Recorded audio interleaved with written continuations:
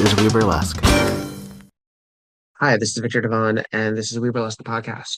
I am re-uploading this episode of the podcast, Season 1, Episode 7, featuring Attica Wilde, in memory, a talent, passionate advocate, and a producer of New Jersey burlesque shows that really unified a very fractured scene. And we lost her. In March of 2026. So if you're listening to this, what we're going to talk about is from 2018. So there's a lot of things that either may have happened or may not have happened or are in a different perspective. I have to admit, I have not re-listened to this. I'm just not prepared to right now. Attica was a friend as well as a collaborator, and her death was senseless and tragic and fucked up. And I'm kind of angry at the world for it. So I don't want to punish the uninitiated who haven't had a chance to get to know who Attica was. She was a regional producer. She did extend to parts of the country to perform. She and I both did a show in Colorado together. However, her focus had always been New Jersey. So if you didn't know New Jersey in the late 20 teens, you may not have known her. And that's a damn shame. So here's an opportunity to get to know a little late, but I have a feeling a lot of it is still indicative of her strength, her passion, her curiosity, her spirituality, and her dedication.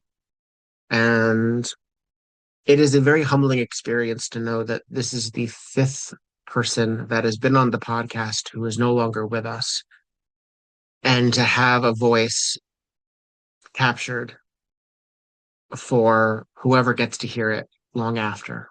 And I don't take that lightly. I have to check myself every now and then to acknowledge that sometimes, as silly as this might seem, it actually really is important. So I'm going to let this recording play. I hope you enjoy it. I hope you are inspired. And I hope you tell somebody that you love them. Thank you for listening.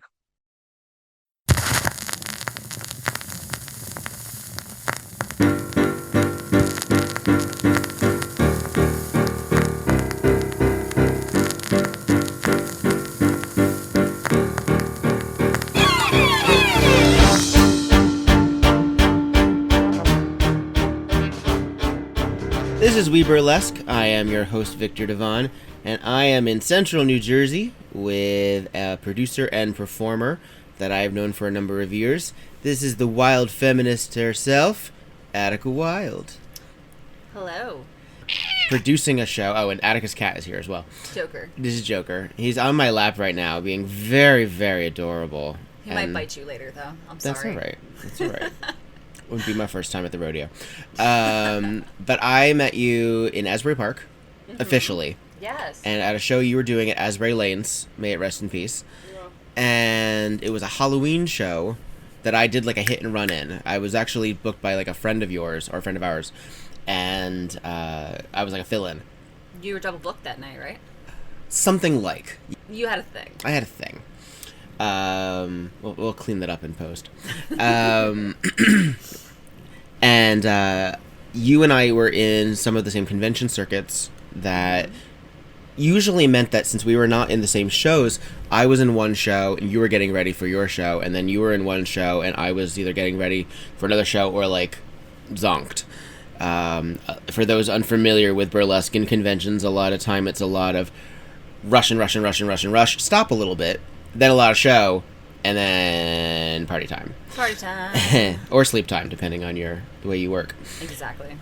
So I didn't get the chance to really get to know you until you had started up the show called Smoke and Mirrors. Right. And that was at Court Tavern in, remind me of the city. New Brunswick. New Brunswick. Yeah. So nearish Rutgers. Yeah, actually, it's pretty close to Rutgers, right by the train station, is where the Court Tavern is. Was that, now obviously you had produced before then. How long had you been performing burlesque? Oh my. I get asked this a lot. I and know. I still don't actually have a solid timeline. Do you know what date Oh, you made my or what God. year you started doing something? So it was, for reference, the first time I performed on stage officially was with Geek Girls Burlesque. At the Bowery. Yeah. Bowery Poetry Club in New York City. Mm-hmm. That would have been Christopher Lee. It was Christopher Lee, and I wasn't even supposed to perform. I was supposed to be stage kitten. Okay. And the week before, he was like, hey, so I have an opening, come up with 2 acts. And I already had one that I'd kind of been working on with a giant coffin because I never do anything small. No, yes. And you're of the macabre variety as well. Yeah, I was very gothy when I first started too. So I said, okay, let's do this. And I made them up and I did them, and they still exist on the internet. Though my very first burlesque performances still exist on YouTube. They were embarrassing and they were terrible. And they're on somebody else's account, right? That person won't take them down, I think, because I believe I've had this conversation with other performers, and there's a bunch of stuff that I've been recording. I'm like, it's not necessarily that I don't want to admit because there's something to be nicely said about the progress one has made as a performer, right? But when that's what the uninitiated may first see and think that's where you're at now. Right. It's like, just sort of rough. I only have a few videos up because generally I produce my own shows, which means I don't get video. I Right. never remember to do. You know the struggle. I do. I have a weekly show and I almost never a video. There's no excuse other than the fact that I'm too busy. Yeah. So it's like, hey, you should do this thing for a festival. And I'm like, well, I have 4 videos and they're like mediocre. Or they're when I was like before my back surgery. I have a lot of good video from before my back surgery, but my body doesn't move the same way. So I'm going off on a tangent. But That's quite all right. That's what this is. This is just this is a series of tangents. So anyway, those still exist. I actually bring them up on dates. It's hilarious. I'll be like, hey, so if you ever want to see my bad burlesque that exists out there, I use it as a teaching tool too. I've shown some people, this is where I came from, this is where I am now. Okay.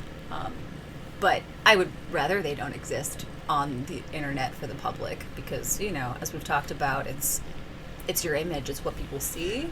Yeah.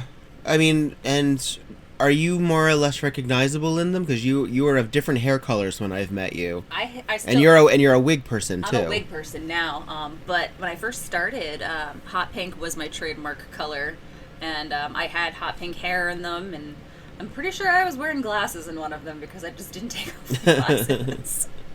But I mean, it's what it is. It is what it is. It's dated from forever ago too. I mean, I've seen some embarrassing things of other performers where they've been like, "Oh God, I wish that wasn't on the internet either." Yeah. But internet never forgets. It doesn't. However, unless you have recorded, have you done it to recorded music that people would have flagged by now? Then you would. That shows you that you should have been much more mainstream. So. Yeah, neither of the songs I did were very mainstream. Actually, the one was to the True Blood theme song, so I feel like that should have gotten that flagged. possibly should have been flagged. Yeah, you never know. You never know. It's all circumstantial. I mean, don't we all have a vampire act to the True Blood theme song? I personally don't, but I have booked 2 or 3 of them, so by extension, I have. At some point, I want to talk about, as a producer, like the songs that I just no more. I don't want them anymore. Sure, why not? Go for it. We're gonna jump right to that. Why not? What don't you dig anymore? So I have my list as well. We have to compare lists. Fever. Any of them, or just or? Well, I mean, it needs to be a really good like new remix, like a new like breathing life into something for me to want it. But generally, I feel like I've seen them all, and they're all. There are actually a few people who do really good slow burns to Fever, but I feel like it's also very obvious. So I try not to book as much obvious. Because, well, at a certain point, you're not just producing you're not corporate producing. Right. So you're not necessarily looking at shows to be a history of burlesque. You want to show people this is what burlesque is 2018. Mm-hmm. And Fever, or Feeling Good, or Spell on You, or a lot of these songs that are classics, and they're classics for a reason. Mm-hmm. I find them limiting, and I find usually the person who's using them, unless they're really subverting it in some way, is potentially using them as a crutch. Agreed. Because it's almost like they're told these are the burlesque songs. And these are sexy songs. Yeah. So and that's be sexy while dancing to this song.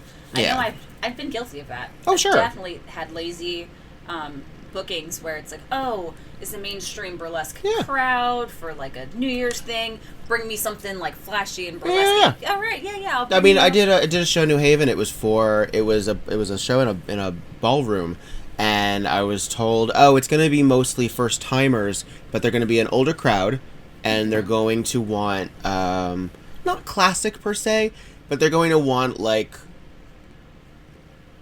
I don't want to say sort of. They didn't.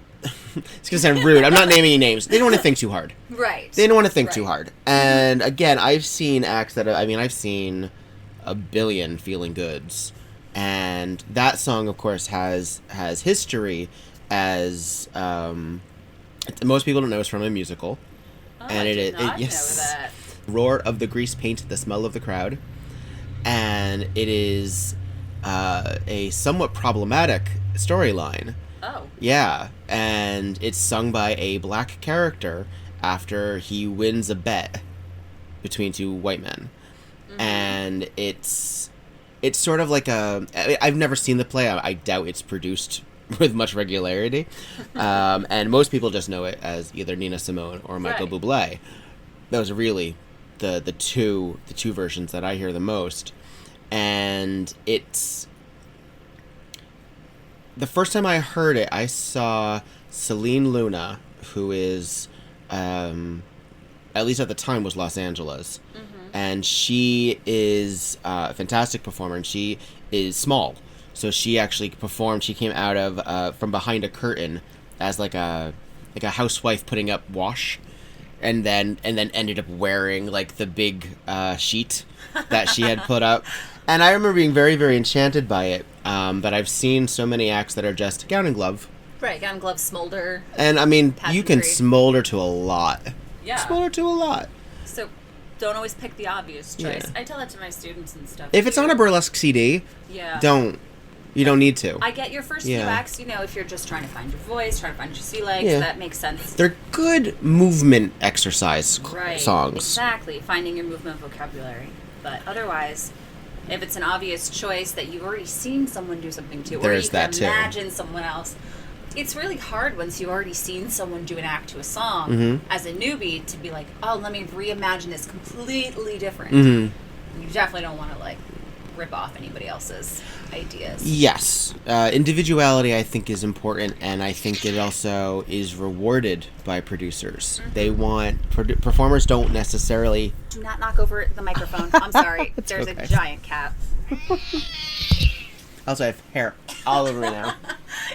Joker. Stop. Sorry, guys. I think individuality is rewarded by most producers because I think we're at a point more than ever where it is about variety, at least in many shows. It's quite alright. Go away. It's quite alright. Where it is about as many different types of things happening in one show at one time. Yes. To the point where it can almost be dizzying.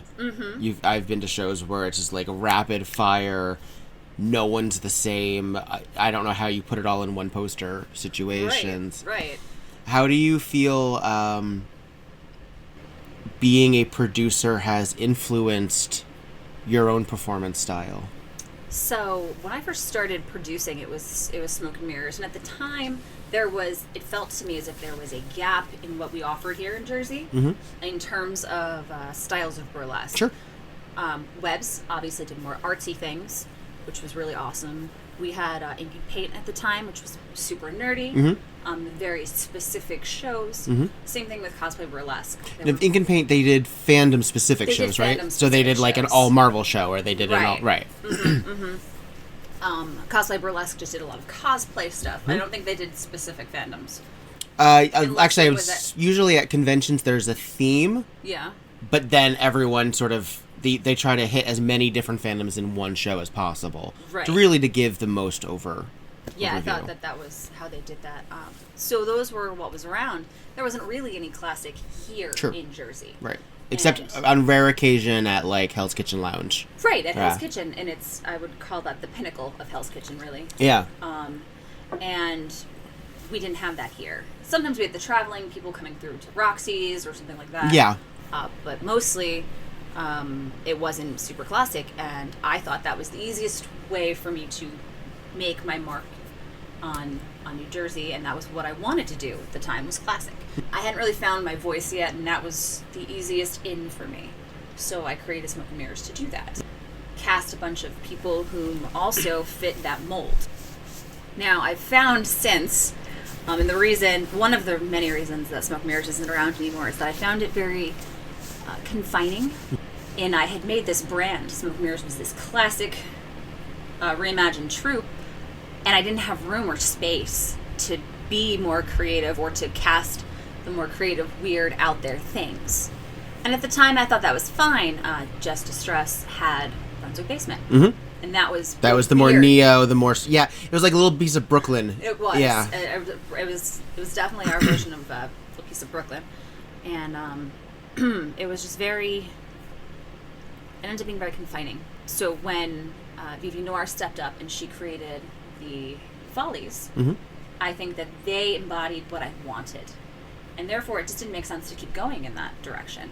It was being done really well with the Follies. And this production of Le Vaudeville Noir, yes, which is at Roxy and Duke's monthly in Dunellen, in Jersey. Just Vivi embodies this beautiful quality of classic. Yeah, she's a showgirl. She is a smolder. Yeah.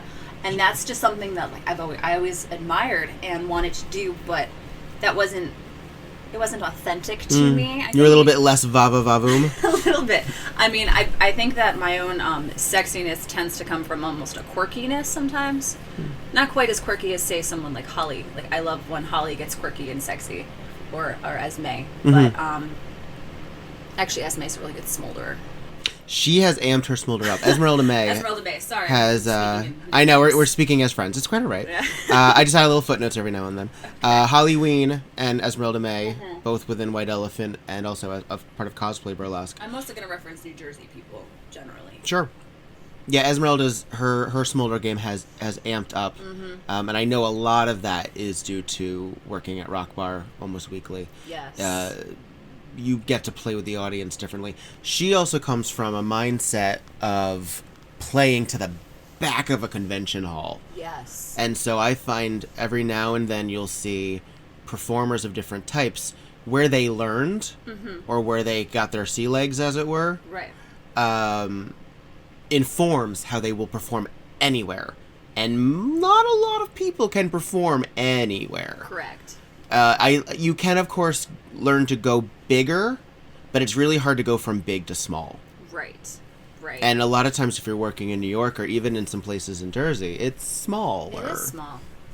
So I think the original question was about finding my voice in burlesque. Was that what we're yeah.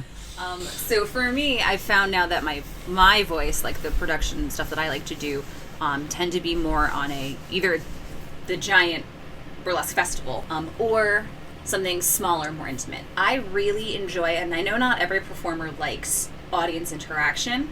I really enjoy audience interaction. Okay. I like getting down in with the crowd, feeling that kind of energy. So that's something that I'm very aware of and really like.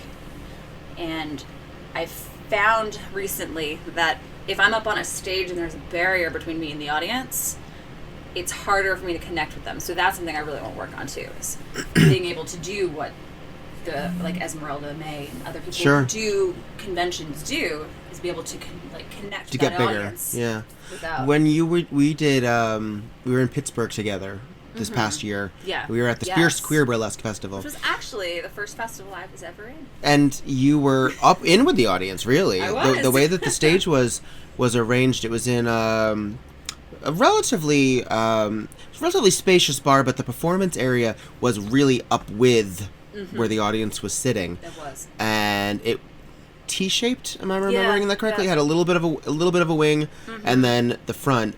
How did you feel being so close to an audience while doing an act, which we can describe, is fairly raw. Right. Attica has what do you refer to the act as? I actually just call it the Wild Feminist Act. It's my signature act at this point. Describe it. Go ahead. So it's an act. It's a politically charged act where I have words written on my body that are specifically things men say to women. Or call them. Derogatory words that have negative meanings. They are specific to women, but that doesn't mean that that's not to take away from the struggles of gay men or women. A lot of times misogynistic language applies to non-binary and homosexual and bisexual men, because usually it is that they don't like how feminine you are, or they think you're failing at femininity. And I have seen that. I've seen that. So like I use the word I have dyke written on my arm all the time. Bossy was a good one. My favorite part of that act actually is being backstage, having writing the words on me, which you actually did. I did for this one, at this festival. And then trying to think of them, and I actually brainstorm a lot with whoever's in the room with me. Like, well, what words do you think? And I get a lot of really good ones that I hadn't thought of from other people. And they're usually words probably that they've been called. Yeah. So it's like, it's personal, and like, it always keeps evolving. So sometimes there might be a word on me that's not there next time, but it's been replaced by something else. So I think that Bossy was a new one I did when I did Galatea Stone show. Okay.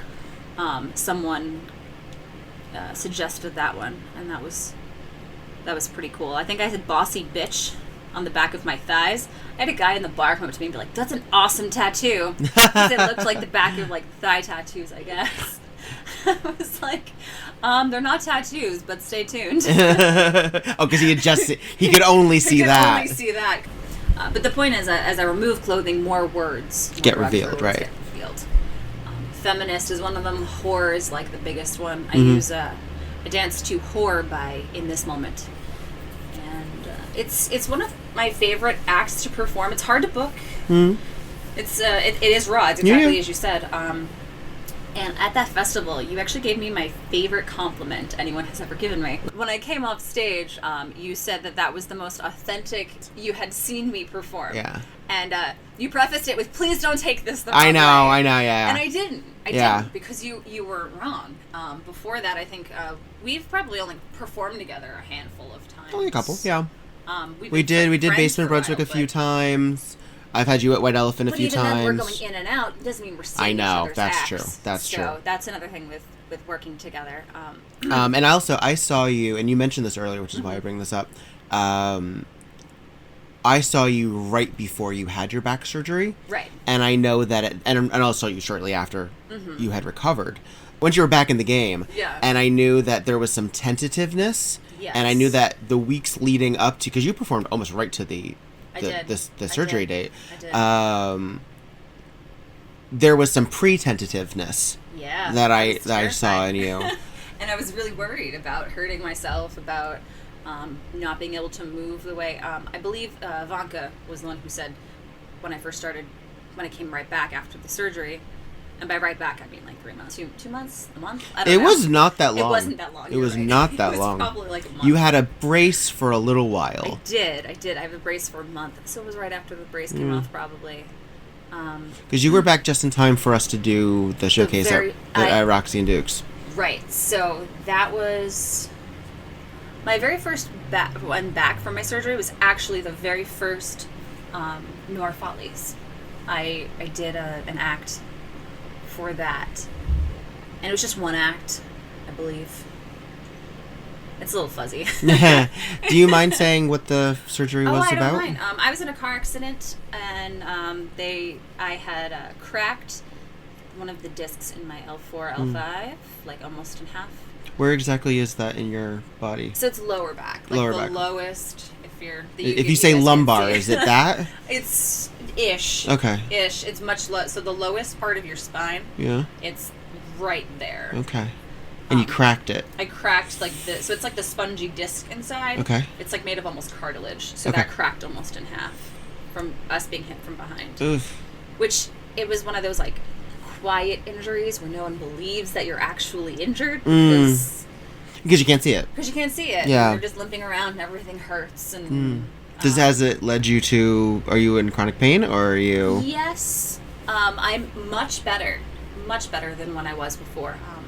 I had the surgery after about 1.5 years of trying everything else, because I was 27 at the time, and they were like, "You're too young for back surgery," because it was a spinal fusion, and the surgeon I had at the time was a friend of mine, and he said to me that he's like, "Your insurance is never gonna approve this. You're 27 years old.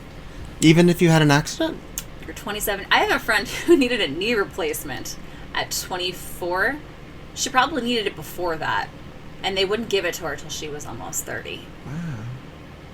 Is it? I mean, I would think that it's because they wouldn't do things like that if your bones aren't finished. But at 27, your bones are finished. The thing is with insurance companies at the time is that they didn't want you.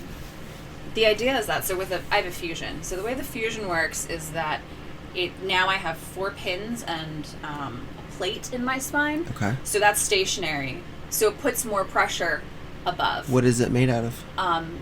Titanium. Okay. So will you beep in airports? I don't, actually. I don't, for some reason. I was like, do I need one of those cards? Yeah, all right. And they're just like, no, you'll be fine. You'll be But every fine. time I go through, I'm like paranoid that I'm going to set it off and I won't be able to prove it. Besides being like, look at these pretty scars on my back. But I haven't gone off any metal detectors yet.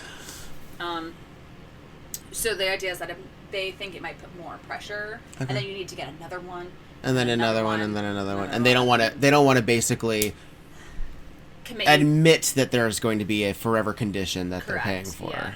Yeah. So my pain level was really bad. I didn't realize how bad it was till after the surgery. You thought you were a badass. I was like, oh wow, now I don't hurt. This is amazing. I need to go back to physical therapy. That's a thing. But yeah. Oh, you mean your pain threshold was actually pretty high? Yeah. Oh, so you didn't hurt that bad? Oh, I hurt really badly. But you could stand it? I could stand it. Got it. I was still working with horses. I was still bossing around horses with a fractured spine. No, for you like have... a year. You ride? I did. I don't anymore. Did you breed horses as a youngin? I worked at a horse farm that bred horses. Okay. That's crazy. Why? Because stallions are insane. Oh.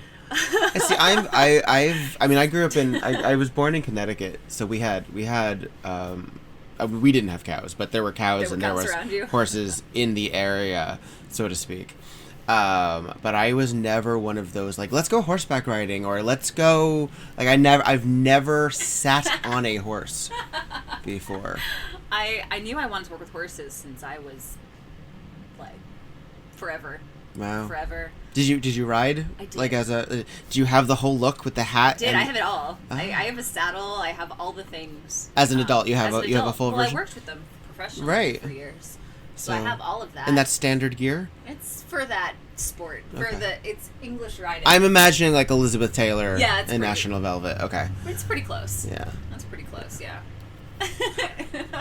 Yeah, that's pretty close. That was actually one of my favorite movies growing up. Was it? Yeah. Did you know that she got to keep the horse? I did not know that. It doesn't surprise me. All right, we're going to take a minute. We'll be back with Attica Wilde. This is WEBurlesque. I'm Viktor Devonne, and I'm going to do that thing that all podcasts do and say don't forget to rate, review, and subscribe on your podcast listening device. Talk to you in a moment.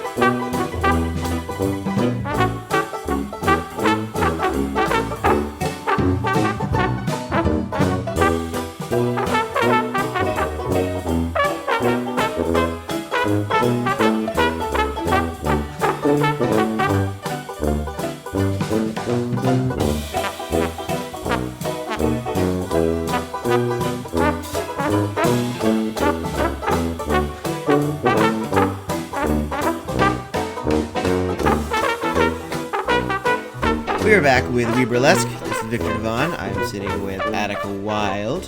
We have switched cats. We have switched cats. This is Gizmo. She's an orange one. And is very satisfied with the attention that she is receiving.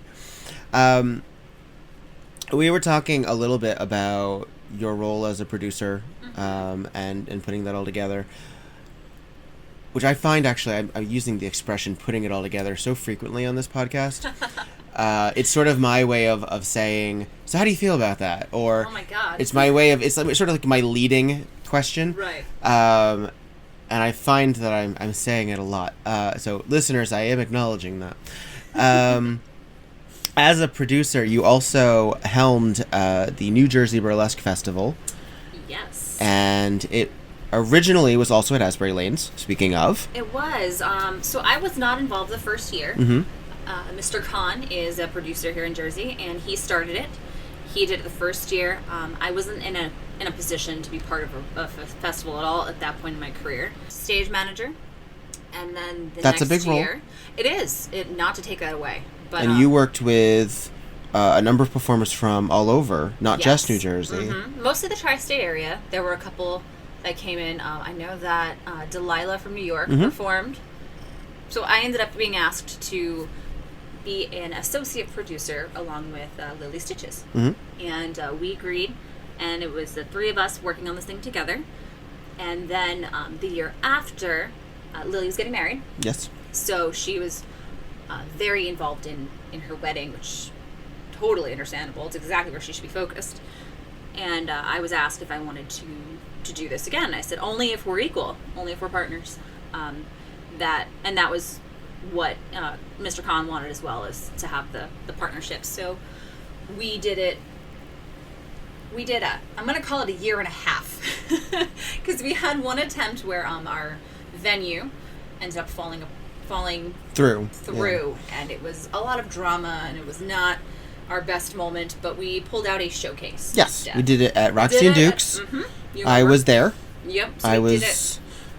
I don't know if I was at least featured, because I was in twice. I was twice. Yeah, you've been in it. I did the Saturday and I guess the brunch show. And the brunch show, yes. And so that was like our halfway point, but I didn't want to call it a festival because it wasn't a festival. No, but it was a lot of fun, and we had a lot of really good people. We had I remember Apathy Angel came in for that.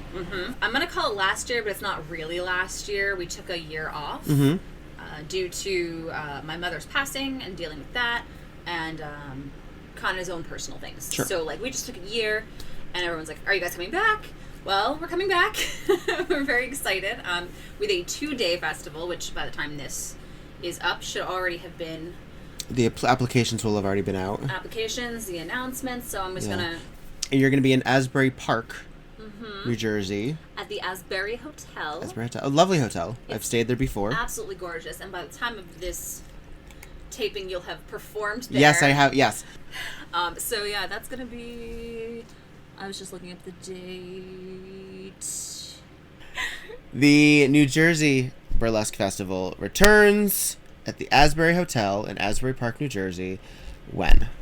It is going to be May 25th and 26th. Which is a Friday and a Saturday. It is.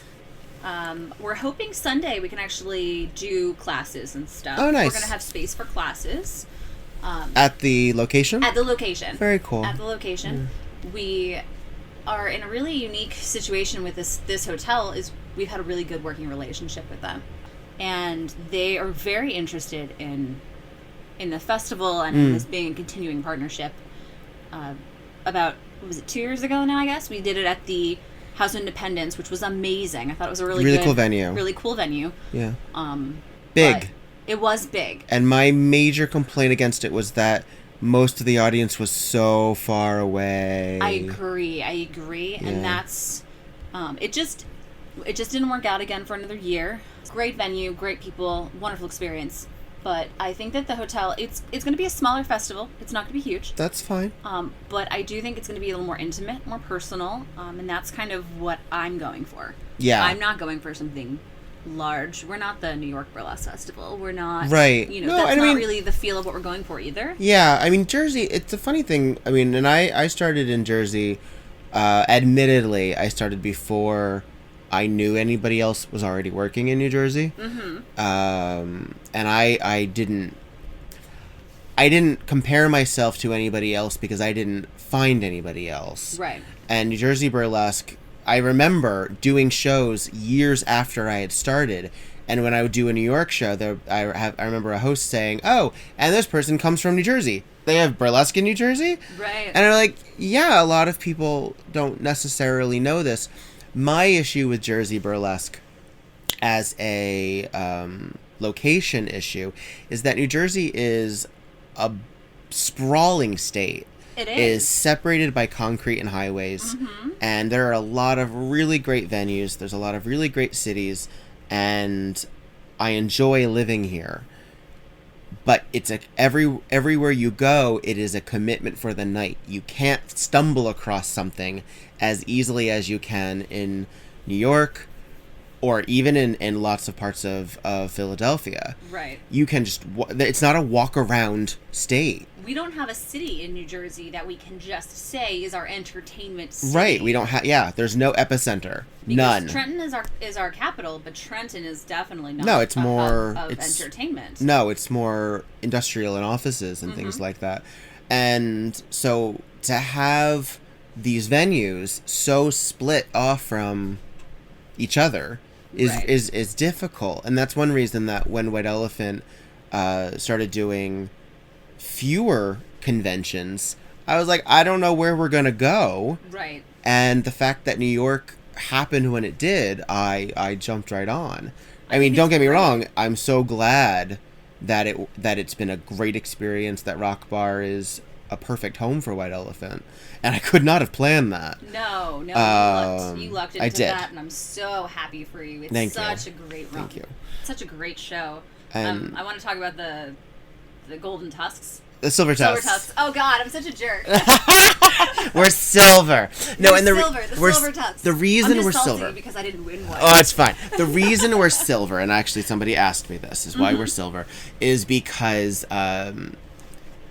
gold can come in yellow and in white gold, which in white gold is the color is silver. Right. So if we were to have jewelry or tokens or items or something like that, I wanted to be able to, because the people who win actually do get a small charm. Yeah, they get I saw Vanka's for... Yeah, it's a... Tina Belcher Most Appreciated Butt Award.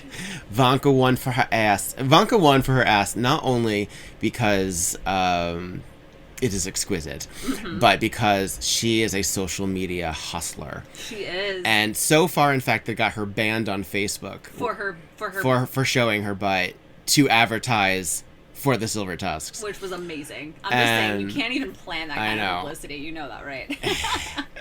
And it worked. It also helps that she has a fan base and people appreciate her. Absolutely. And that I was really glad that she wasn't able to come last year. And she had also won last year. Yeah. She and Johnny Panic won for Best Undressed. Yes, I remember that. If Vanka has a brand, which she does, it's that people like her naked. Yeah.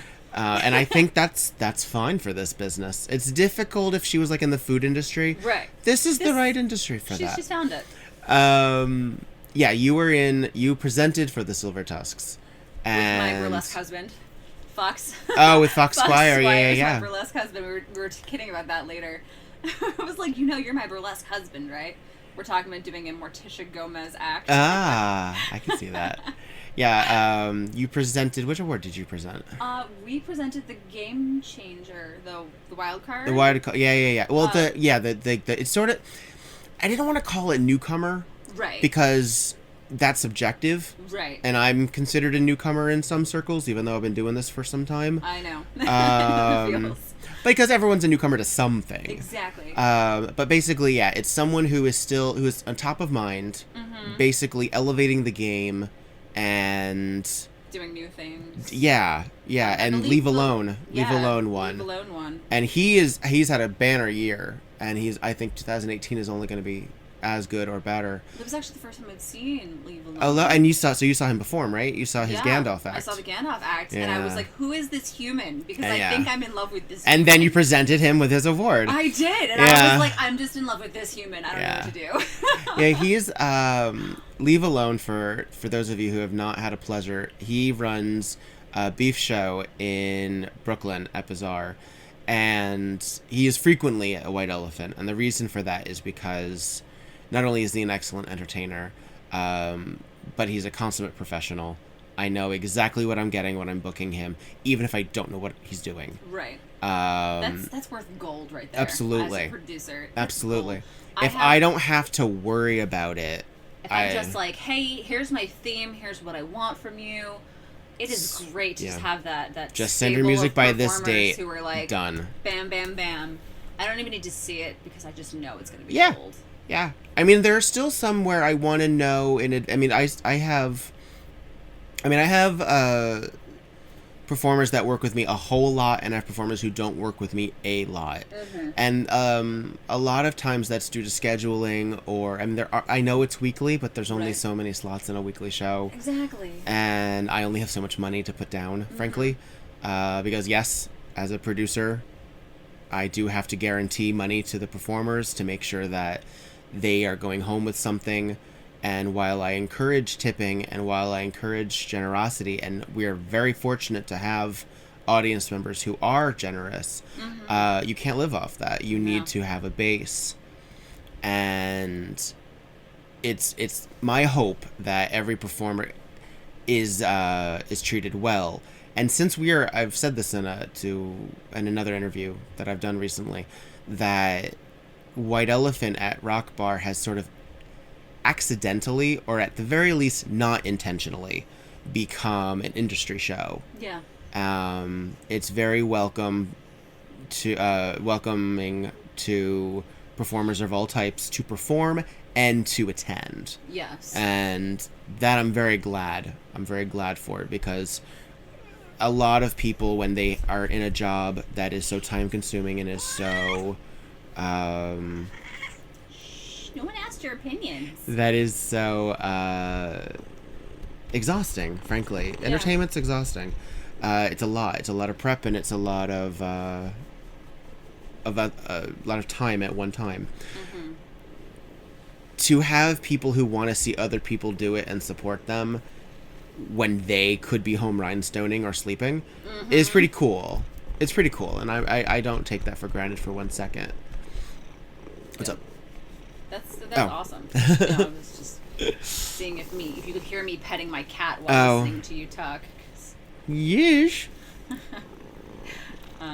I love your show. Thanks. The few times I've performed, I remember it had been a while. The last time I performed, I did Jessica Jones last time. Jessica Jones. Talking about the time before that, I don't remember what I did, honestly. But you had booked me, and I hadn't been performing in a while. I was in a rut. A little bit. It had been a while, but you booked me, and I came and I did my act, and it was really well received. Oh, I call it Animal. It was a song. Oh, yeah. By Chase Hallfelder. It's like a cover of It's a cover of The Neon something. Trees. Yeah. So I did that act, and I got a really good reception. And I just remember standing in the audience just watching all the other performers being like, oh, this is so great. Like, I need to do this more often. It's a little bit of a hike for me. It is, yeah. But Jersey like, to New York, depending. Being there just made me miss being around burlesque people. And it inspired me to, like, do more, to be around more. That was my tangent. No, it's quite all right. No, trust me, I won't stop you from talking about how much you like my show. I love my show. I love I really enjoyed. I brought the silver tusks. Yes. Not to be confused with the golden tusks that I just made up. The silver tusks, because I thought it was amazing to see all of the different performers from different scenes. Actually, you overlap with drag a lot, which is great. In a really inclusive way. I believe you had some just general LGBTQ activists who also are generally part of your show or attend your shows. I mean, White Elephant was always queer run. Right. When White Elephant first started, when I first worked on, when I first started it with Femme Fay LaButch, who also is queer, we we didn't have queer in mind. I don't even know if I used that term as an umbrella term yet. Right. I was talking to Lute Alfred Douglas about this recently. Queer is not a word that I grew up with in terms of just phrasing. Well, not even as a negative. Like, it was, like, I think I knew it, but I always associated it with, like, an old-fashioned Britishism. Okay. So it wasn't relevant for me. And then when I found it as an umbrella term, I thought, well, that makes perfect sense. Mm-hmm. Because as someone who is not 100% cis-normative or whatever that ends up meaning, I find it a very useful term for both sexuality and for gender identification. I agree. And so, since White Elephant is queer and we're at a gay bar, which traditionally rock bar, the scene was and is, it was a bear bar. It was for bigger, fuzzier gay men, have a place to hang out, and me, Hazel Tart, and Petra Fried, through the alliance with bartender, soon-to-be co-owner Jason Romas, helped create a truly inclusive queer space. And it would be failing to recognize them if I didn't include myself in that. Right. We all worked really, really hard, and while we didn't necessarily do it with intention to be that, we did it with intent. Right. Like, we knew what we were doing. It helps, and it's backed up by the fact that drag as an art form is all over the binary. It is. In terms of its performers and its performer representation. We have bearded queens, we have lady queens, we have cisgender male queens, we have the gamut. Yeah. And then we have burlesque, which is all genders. At least my brand of burlesque is all genders. It's all styles. We got nerdlesque, we got draglesque, we got cabaret, we've got showgirls, clowns and weirdos. Like, we'll do a lot, and to have them all in one place is really cool. Is really, really cool. I wish, and I'm not giving up hope that that's impossible for New Jersey. It's not as readily available to me. Right. But I enjoy working at Roxy and Duke's. I enjoy bringing the queer audience to it, because I know that I do. Yes. When White Elephant produces there. And I will continue to work with that. That's what I've always loved about you, Victor, is that you've always been like that. You've always wanted to have an inclusive space, and that's something I've always admired. Thanks. I mean, I don't want to make it like a yay me. No. But I mean, it's I see no celebration necessarily in being exclusionary. Right. I had a Facebook post where I did not realize how controversial it would end up being. I don't know what I was thinking. I literally just said... Did you just put in, opinions out on the internet, Victor? A little bit. I said, anyone who uses... I'm over all uses of the phrase, "you can't sit with us." From Mean Girls. I read that, yeah, and I breezed past it, because I didn't even think that it was like... Right, no, I had some comments, and I had some people, and I'm not necessarily referring to anybody who actually literally commented on it, but I had some opinions that were later expressed to me. And the thing is, though, I don't understand the benefit of being exclusionary, and I don't even understand the benefit of being mockingly exclusionary, because no one literally means you can't sit with us, but we are... Joker, you can't sit with us. And I say that only because he's about to jump up here and pounce on his sister, who is in my lap, and then there's going to be chaos. I see no reason in the weirdos at the lunch table now being in a position to invite people, and then we choose not to. I agree. I wholeheartedly freaking hate agree. that. And that's how strongly I feel, is I freaking hate it.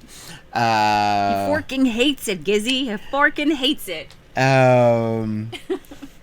It just bothers me because, again, I mean, besides the fact that, yes, like most people in the industry are in their late 20s, way too late to be dealing with any of that Mean Girls shit. God, I agree. What I also find is that it's not even, you're identifying with characters.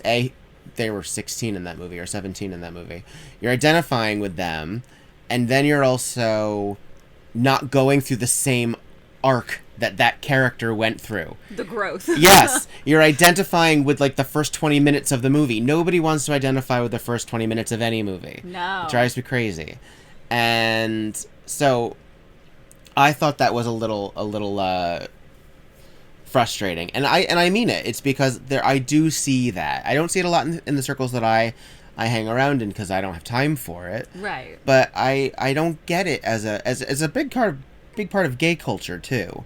I don't just mean it in terms of burlesque. I mean in terms of the fact that there's segmented queer culture, and we segregate ourselves, and I don't like it. I mean, I understand why shows like Shades of Burlesque, by Sweet Lorraine, or Brass, which is run by Miss Aurora Borealis, those are shows that are made by performers of color for performers of color. Right. And those are response shows. Exactly. Every once in a while I'll hear... It's held space for them. Right. Because no one else is making Because nobody else is making that space. And so every once in a while I'll hear someone, usually in a internet comment, that will say something like, well, why don't we have all white shows? I'm like, because we do. Because we do, actually. Every day. Please, look in the mirror. We do have all white shows. We do have all straight shows. We do have... Yes. We have all shows with people of the same physicality. And I guess there's a space for that kind of show, I guess. Yeah. Somewhere. But it's becoming increasingly irrelevant. I agree. And I'm happy for that. I love the idea. I was in DC for my best friend's birthday. We went to a burlesque show. All different shapes, sizes, shades of people. Mm-hmm. And I was just like, and she's a bigger girl, and she's sitting next to me. And I believe it was Ophelia Hart. They are this big, beautiful woman who does not care that she reminds me of like a Lillian Bustle. Okay. In her mannerisms. And she also, I believe, produces Eat Your Heart Out, which is a fat-bodied show. Okay. Which is amazing and shouldn't be subversive, but it is.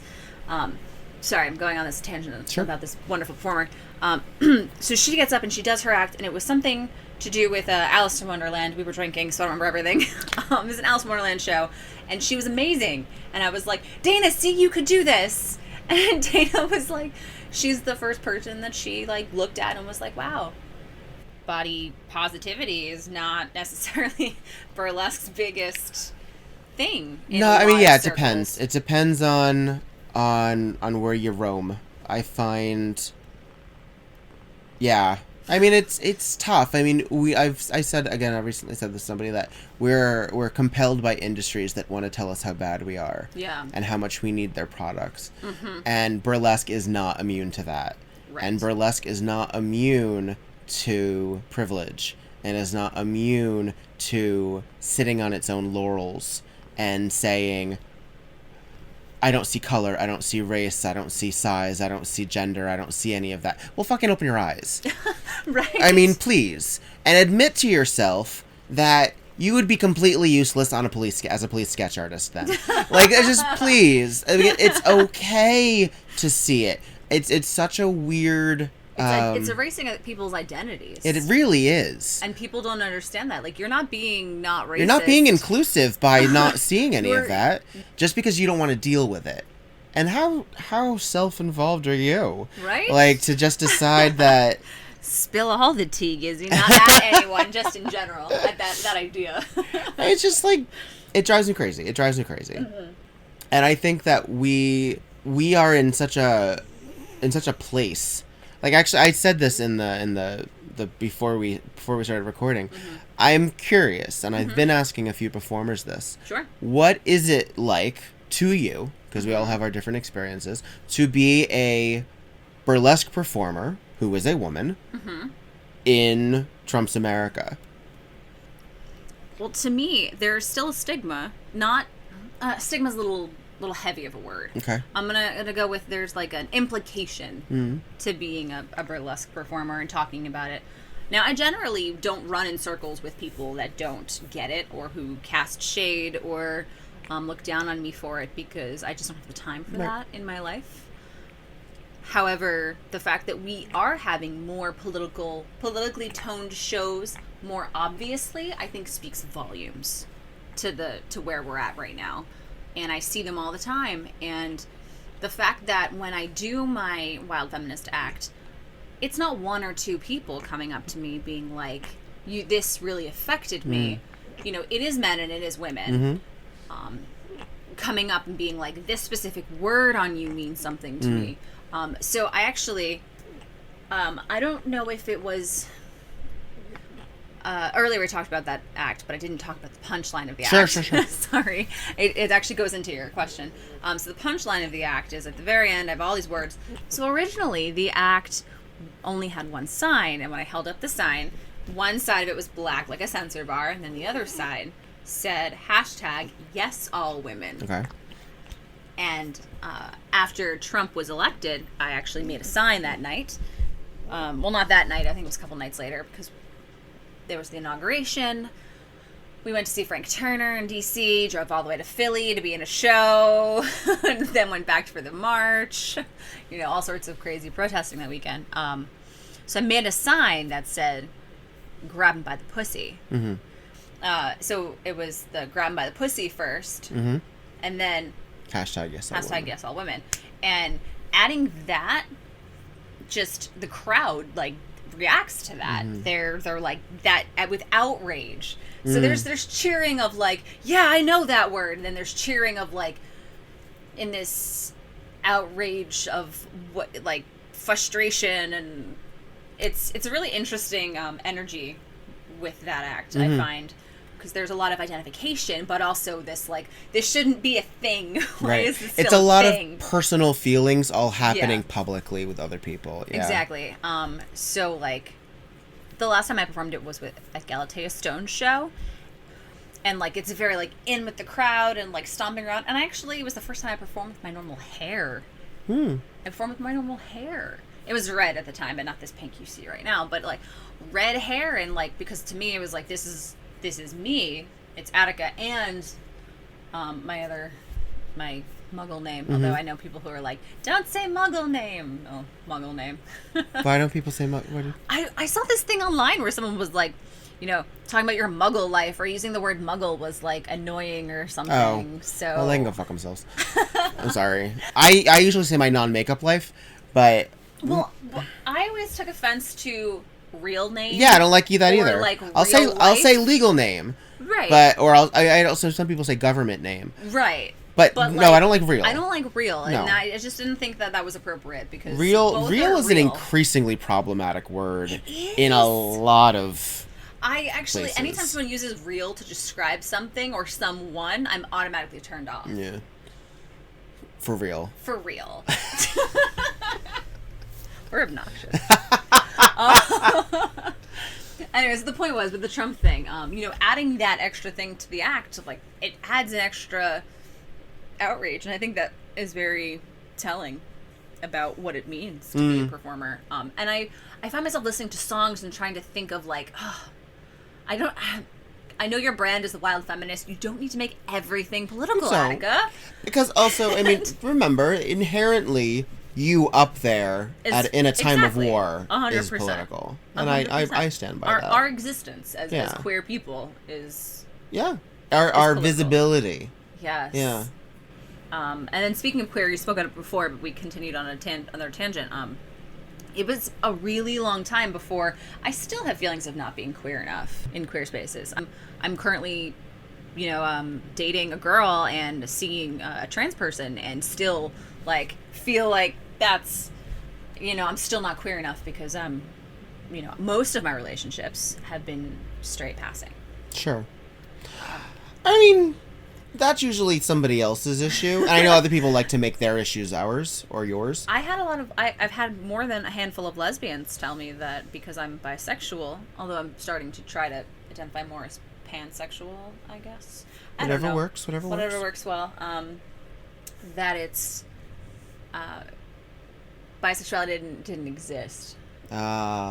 Really? We're still doing that in this post-Chasing Amy society? Really? Uh-huh. I thought we covered that in 98. Right. Right. No, it was much more recent than that.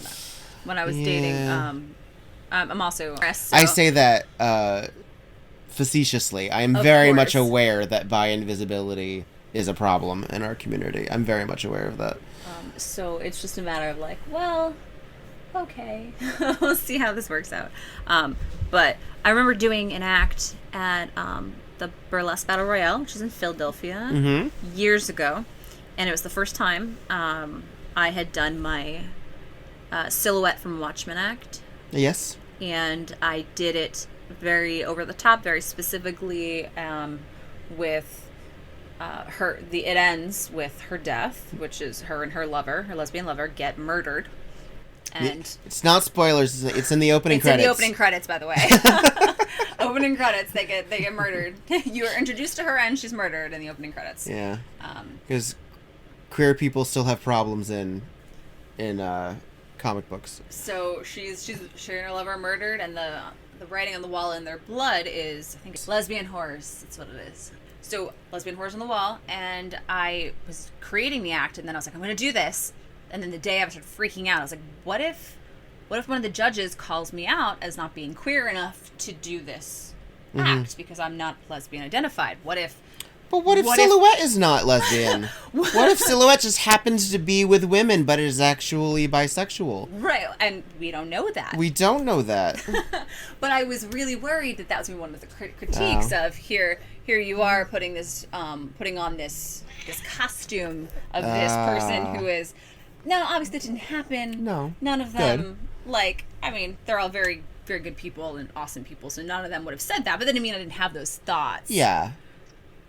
Is that in that you've if that's part of your non-makeup life, then yeah, that's going to be... Non-makeup life, I like that, because I really don't put on makeup unless I'm performing. I made that joke at work, so I'm a barista. And I made the joke at work to one of the girls. She was talking about doing makeup and stuff. She was wearing eyelashes. Do you know people wear eyelashes in real life? Yeah, sometimes. And by real life, I mean non-makeup life. Like in non-performing. In broad daylight. In broad daylight, in a non-performing, non-going out way. Some people do. What? Yeah. Well, my mind was blown. And people, well, even people, you can get eyelash extenders. Yeah. If you need them, yeah. But I was like, wow, people do these things and they're not performing? I know people who will go in full drag, not literally. Right, but full beat. Face. And it's like, yes, please. That's great. That's great, but I can barely wake up in time to make coffee. Well. Never mind put my face on and go to work. So I go to work, and then the girl was talking about, like, makeup and all the things, and I was like, listen, if I'm not getting paid... I'm not, unless I'm being paid to take my clothes off, I'm not putting my face on.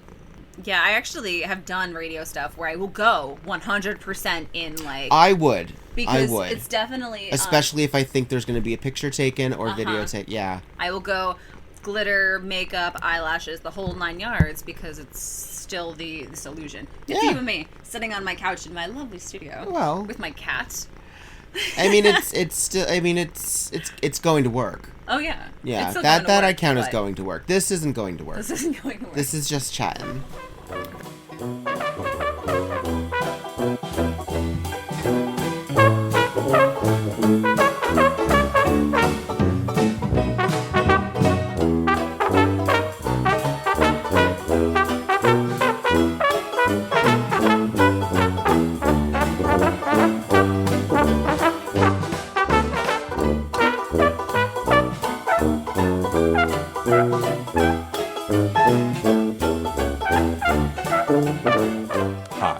My name is Matt, aka Stormageddon, and I'm the host of Crash Chords Autographs, which is a bi-weekly podcast in which I interview entertainers all over New York and more, from musicians to magicians to comedians to burlesque performers and anything you can really think of. Anyone who's willing to talk, I've had them on my show. You can find it on iTunes, Google Play, Stitcher, TuneIn, Spotify, and more. You can also follow us on our website, which is crashchords.com. And remember, music is life, and life is good.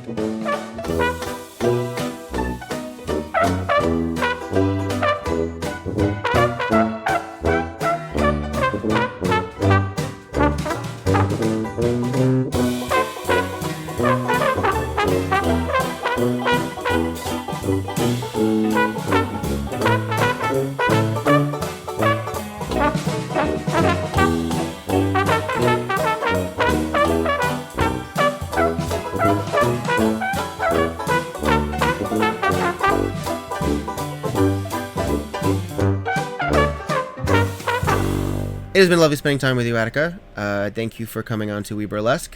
As you know, Thank you. It's a fledgling podcast. It's still in its infancy, and I appreciate having the opportunity to spend time with entertainers that I don't honestly get enough time to spend with when we're not, rushing to put costumes around and on. working. I agree. I had a good time. My cats had a good time. My cats loved you. They were very kind to me. I got a good time with them. Honored to come back anytime. Yeah, and I'll have you on the Wild Feminist when that gets up and running. Cool. Yeah, the Wild. Actually, explain what the Wild Feminist as a project is. So as a project, it's going to be a YouTube channel that I want to use to talk more about like the specifics of being a feminist in today's society, dealing with everyday things. Sure. Particularly, I want to focus on the entertainment industry. Sure. So that doesn't necessarily mean my experiences, although I'm going to talk about that, but also about dealing with the fact that sometimes you have problematic faves in the industry, or in the media, how you feel about that, those kinds of things. So it's a work in progress. I got to find its tone and voice. I'm working on it. So cool. So thank you again. Check out The Wild Feminist on YouTube, forthcoming. I'll put it out there. This 2018. Yeah. Sometime you'll get it done. I will. Look at it. You just made me do it. And then also the New Jersey Burlesque Festival will be in May. Check for updates on that. And Attica Wilde, thank you again, and good luck with you in all of your endeavors. I'm excited. Thanks for having me, Victor. All right. This is WEBurlesque. This is Viktor Devonne with Attica Wilde. Saying good night.